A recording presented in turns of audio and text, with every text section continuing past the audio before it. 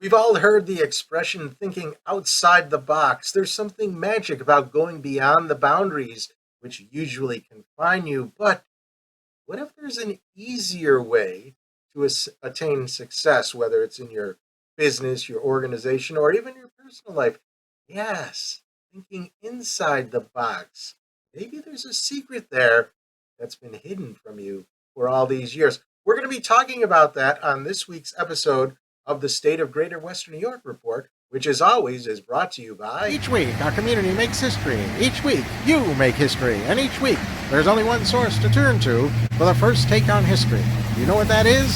Subscribe to the Sentinel right now to discover the history being made in your own backyard. The Menden Honey Lake Falls Lima Sentinel. More than just your news, it's your history. Welcome, everyone, to this edition of the State of Greater Western New York Report. Join us each episode as we discuss fantastic topics ranging from history to science to the strange and the wonderful, as well as the treasured spirit with which our region has infused America.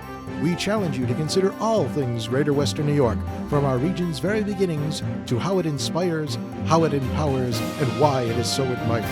Here's the host of the State of Greater Western New York Report, Chris Carosa.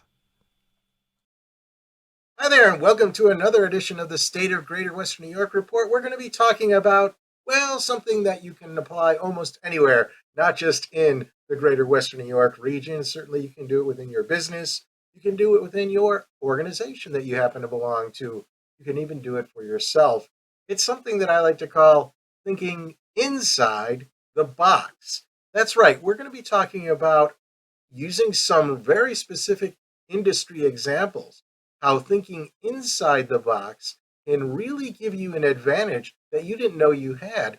Heck, it could even grow your business, make it more profitable than it's even been ever before. So let's really just start off with what we're kind of getting at right now, right here. So best selling consultants will tell you to focus on tomorrow, where you, your business, the industry that you're in, whatever it is, where they'll be in the future. But what if they're wrong? Sometimes the winning strategy is right in front of your nose, and you're just too busy searching for tomorrow to see it. You're going to let your competitor capture it, not you. You don't want to do that. You see, the secret to building a sustainable business isn't hidden within the midst of some crystal ball. It's recognizing how you can use what's at your fingertips in a way you have ever done before. All right. In the next 30 minutes, we're going to explore some actual case studies and maybe even give you some examples of what you can do in your own life, in your own business, and maybe you'll have some ideas on your own. Heck, if you're paying attention, you might actually discover that you already have a winning secret right in front of you. So, where do we start? Well, think about this. Are you really too full of ideas? Are you really too busy to kind of pay attention to what's going on in your life, in your business, and whatever it is you're doing? Well, sit back, relax, sit on the couch, the proverbial couch, have an after dinner mint. We're going to be talking about something completely different. Actually, it's more than that. It's something big. So take out a pen, and while I'm talking, if there's an idea or something that I'm saying that triggers a something big idea in your head, write it down. Write it down, and maybe we'll be able to talk about it as we go further. Don't forget, if you want to ask a question, put it in your chat as I go through this. I'll check with the chat every once in a while, and we'll be able to maybe answer your questions. By the way, uh, if you've got something to do, if you've got a train to catch, don't worry. This will go relatively quickly. All right, so let's start right at the very beginning. What is it that you're going to discover? You're going to discover a famous inside the box case study, and this is from something that goes way back, actually, probably more than a century. It's going to be something that you will recognize, and you don't even know that you'll recognize it. So, this is a famous inside the box case study. We'll talk about a few others, and then we'll talk about one with an industry that I'm familiar with, and maybe how you can capture inside the box ideas that you can take home with you. Now, uh, There we go. That's the famous case study we're going to be talking about. Of course, I'm going to be talking about something, and then you'll want to take something home with you. But before I start, I'm going to give you a spoiler alert because this often happens after I speak about this topic. Please don't contact me and offer me a job. I'm not for hire. I'm not even for lease. Well, actually, maybe I'm for a lease, but only if you got a really compelling pitch. Anyways, so let's go right on with the show here right now. So what I'm going to tease you with is this. In only 2 years, I took a business from a zero to $1 billion. This is true. Not quite a billion, closer to 900 million, but rounding. But that's not the most amazing part of it. This was accomplished without selling a single new client. And you want to know something that's even more telling? It wasn't the first time I went from zero to something big, even for that particular company. Now, here's the bad news. We're all different. So what works for one person, one me, what works for me, one person, or one firm won't necessarily work for another. So even though I'm going to go through these case studies, don't think, oh, how can I do exactly that? Because that's not how this works. But there is something that's positive in the sense that it's good news. And that's kind of like we're really all the same. Despite our uniqueness, there's one thing that ties us all together. We all have untapped potential. One more thing. There's actually a second thing that I want to share. If we're busy with the day to day, that we're so busy with the day to day that we overlook that pot of gold sitting at the end of the rainbow right in front of us, heck, we've got our nose so close to the grindstone, we can't even take a moment to stare up to see what that rainbow is in the first place. So these are the things that are holding you back. And I'm going to be honest with you, in 30 minutes, I can promise you that's not enough time for me to outline that something big everybody in the audience secretly, or maybe not so secretly, wants to achieve. Trust me, I know you have it though. It's just a matter maybe of getting the right inspiration to nudge you to take that path outside the comfort zone of your routine. And with any luck, there's going to be a path I hope to help you discover within the next. What is inside the box? The power of thinking inside the box. What do we mean by that? Well, let me ask a question. Do you like beer? Or do you know somebody who likes beer? Before I reveal that secret that will help you discover that something big that's been staring at your face all these years, let's have some fun. How many of you drink beer? How many drink it from cans? Have you ever drank a beer from a bottle or a glass at a bar? You know those bottles and glasses have been used before, right? So hundreds, if not thousands of people have drunk from that very same bottle and glasses before you. Think about all those lips. I mean, where have they been? Wow, yuck. Just thinking about it, what about all that combined backwash? Ooh, yucky. You even believe that you've sipped from the same drinking vessel as all those mouths? Does that does that depress you? Do you still like beer? Well, what if I told you each one of those bottles and glasses have been steam cleaned using a process well known to prevent fermentation of beer and other scents? By virtually sterilizing each bottle and glass, it's as though you're drinking from a brand new container. Now, does that make you feel better? Are you more comfortable once again with the thought of drinking beer? Well, let me tell you a story about the genius of Claude Haas. So that name, that's not the name there, but this really is a story of Claude Hopkins. Have you ever heard of Albert P. Lasker? He's critical in this story. He's the guy who discovered Claude. There was a time right there in the fair, windy city of Chicago that he was the cat's pajamas, the talk of the town, the man everyone wanted on their side. He's been called the man who sold America. In the first quarter or so of the 20th century, Lasker was the president of Lord and Thomas. Ever hear of Lord and Thomas? They were the McMahon and Tate of their time. In fact, they're responsible for all the McMahon and Tates we've ever known.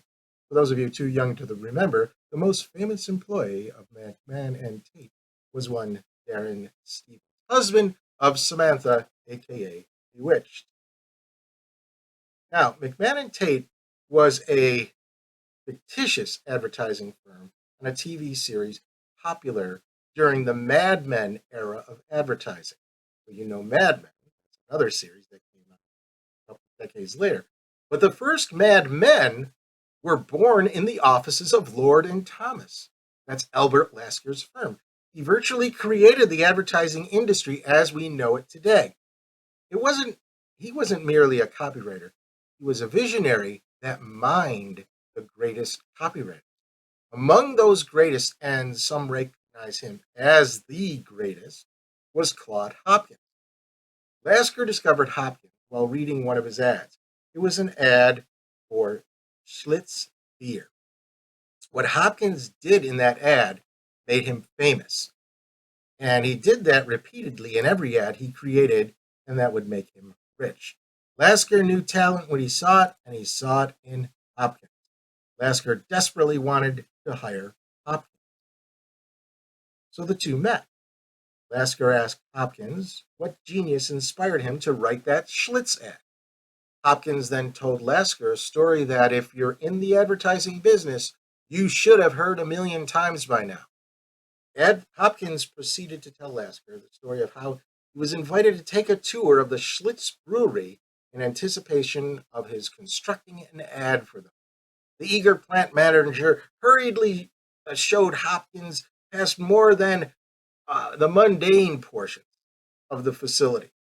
He was excited to show Hopkins the fascinating machinery that both brewed and bottled the beer, one part enchanting chemistry and the other part raw mechanics. Oh, he was so excited to show him this, but Hopkins froze in one room.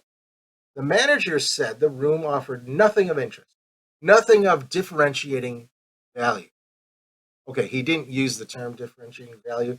That was because it would be another 40 years before Rosser Reeves would invent the term unique selling proposition at Ted Bates and Company, another premier advertising firm. Hopkins insisted the manager explain what was happening in the room, though.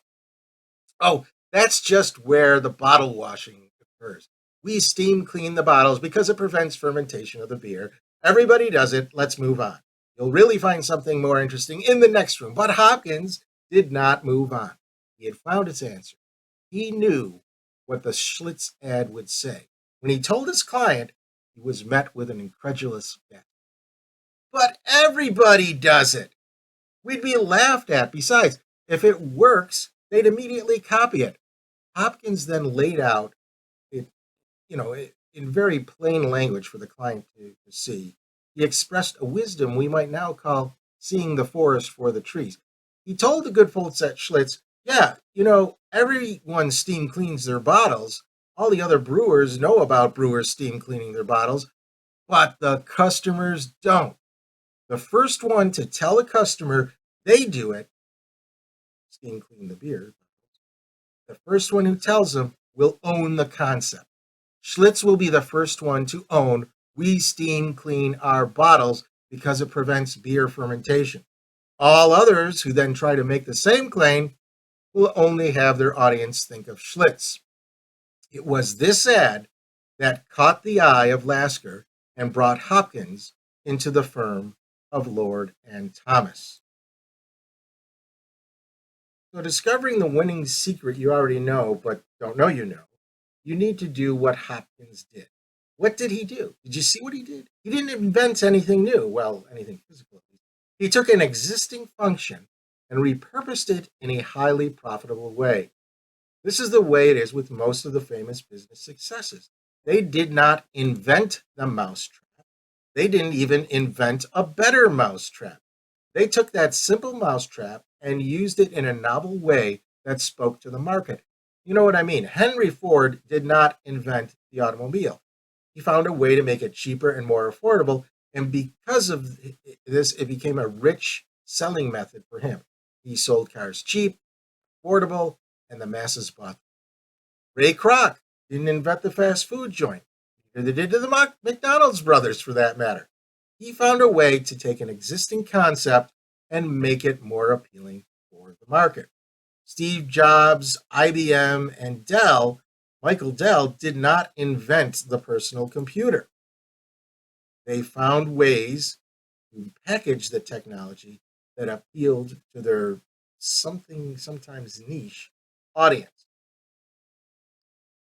So before we go into this team, we're going to take a break and have you reflect on what we just talked about and how it might impact you. So, what is going on inside your business, inside your organization, or just inside your own head? What are you currently good at? What is your firm currently good at? What is it that they're doing? Now, how can you add a twist? We'll be talking about that right after this. Through the mists of time, nature and man have both created and buried treasures beyond the imagination. With the ages, these riches slowly dissolve into mere myths until they are forever forgotten. But there are those brave souls who tirelessly cling to the truth, ever seeking to discover the undiscovered, to reveal what has always been there, to uncover the hidden gems of a land thought forsaken but loved by millions.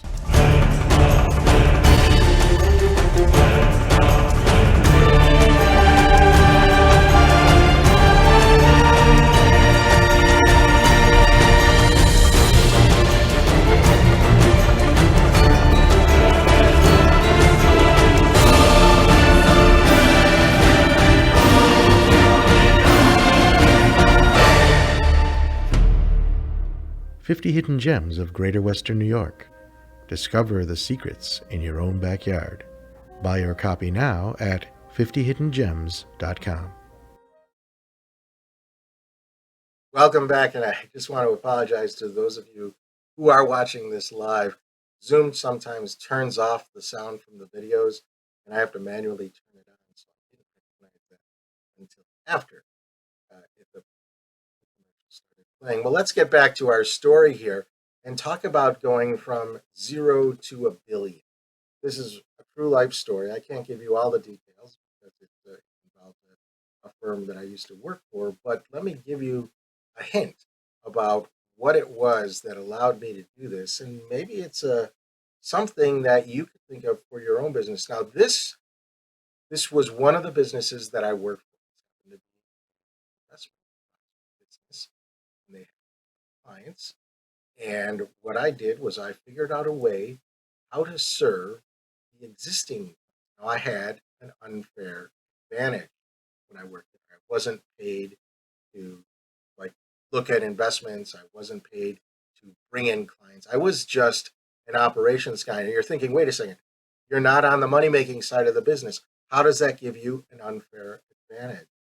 Well, I was tasked with creating a quote unquote, I'll call it modern technology. It was modern back then, just for the back office. And I was asked to translate a stock picking system into an artificial intelligence knowledge base. This was back in the 80s. AI was a thing even back then. But ultimately, I was asked to oversee the entire operations of a multi billion-dollar firm. Like I said, I had an unfair advantage. I was the only one with the time to read user manuals. Then I was the only one with the time to rewrite those manuals. I was the Scotty doing the dirty jobs while Kirk and McCoy and Spock got all the limelight. So more than advantage, it gave me a vantage. I was able to see things in ways that other people weren't able to see. Remember what I said earlier, that you don't see these things because you're too busy figuring out how to bring in revenues for your company, figuring out how to meet the goals of your organization, figuring out how to, I don't know, put bread on your table, go to the store, or figuring out what you're going to eat tonight at family. So you're too busy doing these day-to-day things that are necessary, but they keep your mind away from maybe discovering these advantages that you don't even know that you have. So if for what it's worth, I did work. Well, actually, I was able to see a lot of. The bottom line is that I was able to see dots that people were too busy to see, connect those dots in ways that people were too busy to connect. So it also helped that I really liked my job and I was passionate about it, my work, and even the industry that I was in. So I was ripe to discover something. So passion is an important component of this discovery mechanism. So think about what you're very passionate about.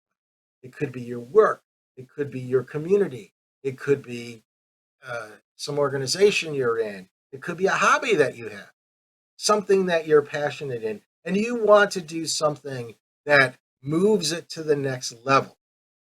So most times, again, people will say, "Oh, think outside the box. You want to go to the next level, invent something that no one has ever invented before." Yeah, that's right. There's nothing wrong with that. That's a great idea. But you don't have to go outside the box to think that. You could stay within the box of where you're going to discover your secret. So that's how I figured first how to do a an operations system for the firm I worked with. So it in effect created a product that was then one product that was sold to the existing clients. This is very common. If you're working in a firm, it's called cross selling. So you imagine you go to a bank. What do you want to do at a bank? I'm not talking about it. I didn't work at a bank, another type of financial institution. But if you go to a bank, you're going to put the money in a savings account or a checking account, and that's what you think of a bank. Now, banks don't make a lot of money on savings accounts or checking accounts, especially when interest rates are low or you know, they're going to make a lot more money if they sold other financial products to their existing customers. So this is an example of thinking inside the box. And it works so well that there's actually training sessions that banks have about how to get their tellers and their bank branch managers to do this cross sell, to move people from savings accounts and checking accounts to other types of accounts. Now, the let's see,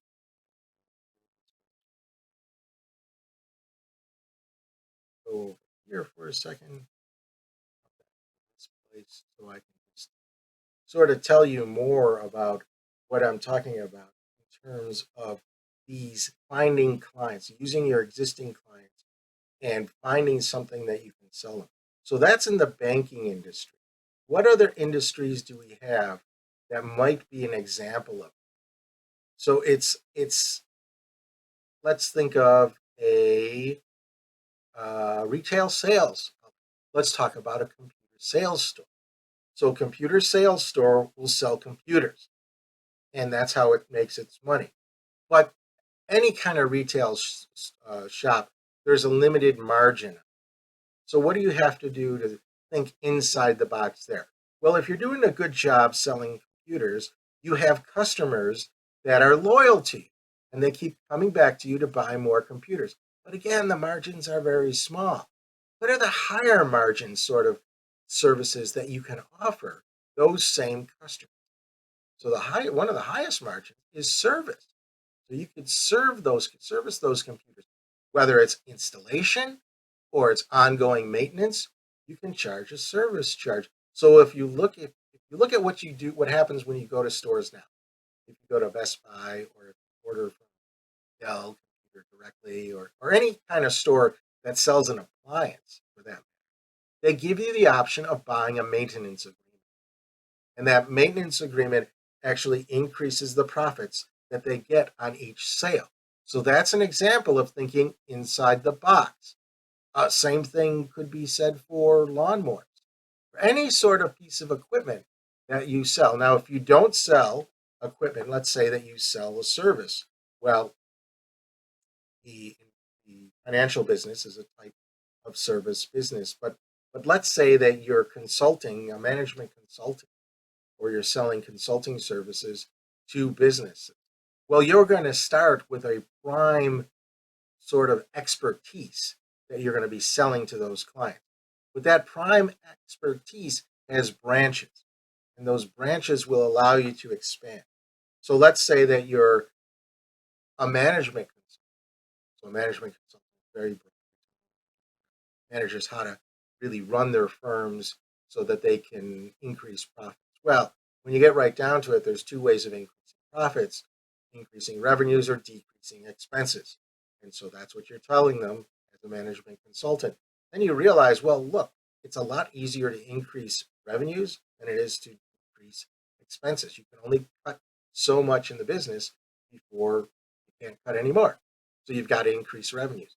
So as a management consultant, you might now say, look, if I really want to add more value to my clients, I'm going to become a marketing consultant and tell them what they need to do to increase revenues. And then just as a marketing consultant, there's so many different ways to go there: media marketing, uh, concept marketing, all these different types of marketing. So all these things are things that you could do as a consultant. So what is it that you could do? There's obviously things that are available in your line of business that really helps you, take it to the next level. So, you're going to laugh at some of these things because you might say it's not worth it, and I'll agree with you, but only in the short term. So you want to think about your strategic plan. And anything you do over the next 5 years might be defined as tactics. Nothing within that time frame represents your final objective, though. Don't achieve your strategic plan in only 5 years. If you do, you've got a poor strategic plan. It's one that lacks ambition. Ambition is key here. The strategic plan is a long-term vision, and I'm using a terminology that really is used primarily in business, but you could think of writing a strategic plan for yourself as a person. So it's a long-term vision. If it's done well, it's an unreachable star. The path to which you can, this unreachable star really is the only way to create continuous, sustainable improvement. For those of you who are not up on who who are up in recent jargon, this means ever increasing profit. So anybody here who's not into ever increasing profits, it's that means you're not running a business. That's okay. You might be doing something else, but be honest now. If you like increasing profits and you like beer, uh, it's the same idea. So you take your time. So your train doesn't leave until much later, but just think about what it is that we've talked about and what you can do in terms of thinking inside the box. Consider what that valuable secret is within your very midst. It's an untapped potential that almost sounds too easy, and it may not be, depending on which state governs you. It certainly has the capability of achieving at least two tactical results on the way towards capturing one very popular goal. So let's start with a very popular goal, and then maybe we'll kind of move from there. And that is, you might want to increase the present value of your firm. Say, so ironically, it depresses the future value of your firm, and that's something that you want to be able to address. Well, you want to do it through a one-two punch. And the first is, without you, the client relationships that you've established, or even indirect ones, become less valuable once you are removed from the equation.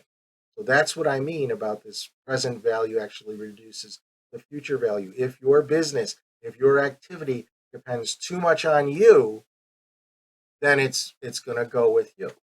So unless you've successfully cloned yourself, your experience will be missed.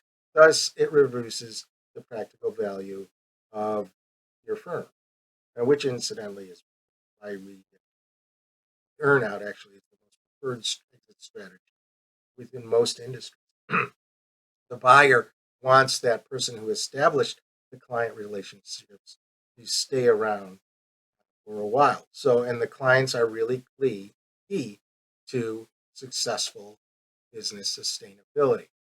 So, you want to avoid the client turnover that comes from incapacitation, death of the owner of the firm, whatever the organization that you're in. So, you really need to come up with some tactical objectives on how to pass what you're doing on to the next generation of management or your family or whatever. So, in effect, you're developing a plan B, an active pipeline that replaces the assets you will age out. Do this to maintain the value of your firm so that it's bearing enough fruits that you will eventually see. So, you're looking essentially for a gold nugget in there somewhere, and you're using all these tools that you have available to you to do it. Uh, Now, on the other hand, once I say it, your response will be obvious, so in fact, you discount the value of it, but don't discount it. Remember, you may know everyone steam cleans the bottles to prevent fermentation, but your clients don't. So that's what you're looking for. You're looking for something that you do that is essentially steam cleaning your bottles. If you find it, you're going to really go to the next level. All right. So, if you haven't discovered that something big right now, make sure that it's something big to you and something big that your clients will see as an answer to. Okay, so it's you really do a lot of things. Right? Bring on the next generation of people, and then really make things better for you too. So there we go. We've got it all. We're all set. We're ready to end the show. I just want to say that I hope that something to celebrate ourselves after the show. All right, Mr. Hopkins, did I pass my audition? Well, thank you all for being here with today's show and what we've had and what we've explored. If you have any questions at this point, we're kind of over time. Hopefully, I answered a couple of them in the presentation itself. Uh, but otherwise, you can just write a comment below this. You can read about this or see this presentation again just by going to the state of greaterwesternyork.com. See it. If you want to be a member of the live audience, there is, and you're watching this now on replay, just go to this website and you can sign up. It's free. You'll get the free secret way to get into become a live audience. It's every Thursday at noon. I realize people work then, so they might want to see this after it's broadcast or after it's broadcast live, I should say. Just go to that same website, stateof.greaterwesternyork.com, and you can watch it there. Otherwise, if you would like our Facebook page or subscribe to our YouTube channel, then you will see this every Sunday at 1:30 when it is rebroadcast. That's all we have for this week. Thanks again for being here at today's show. We'll see you all next week.